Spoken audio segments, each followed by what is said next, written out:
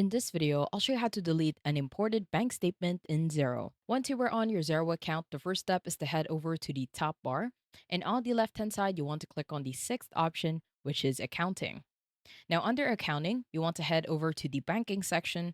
And down below, you want to click on Bank Accounts. Now, from your bank accounts, what you want to do is simply head over to your bank account. And on the right hand side, click on the three dots for more actions. And on the first column under Find, click on Account Transactions. Now, that will take you to your business bank account information. And what you want to do under the Account Transactions tab is head over to the second and the last column.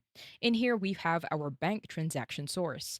Now, if you click on the bank transaction source, it will refresh your bank account. And at the bottom, you will see that it will automatically organize the sources that you have manually added, as well as the sources or the statements that you have imported.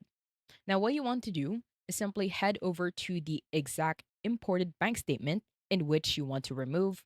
Let's say I want to remove the Ridgeway University statement and just simply click on it. Once you do that, it will take you to the transaction or the payment. And in order for you to remove or delete this, head over to the top and right corner and click on the button for options. And on the options section, you have four options to send a receipt, view the receipt, unreconcile, or remove and redo. What you want to do is simply click on remove and redo. And once you do that, it will automatically take you to the invoice. Now, on the invoice at the top and the left corner, it will be set as an awaiting payment. And if you do want to redo this and add a payment, just simply head over to the top and right corner and click on add payment. And at the bottom, this is where you can record the payment. Now, if you don't want to add this again, then just simply head over to the home page and it will automatically save.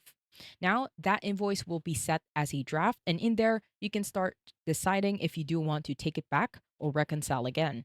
I hope you found this tutorial helpful. Please let me know if you have any other questions in the comment section below, and I will try my best to help you out.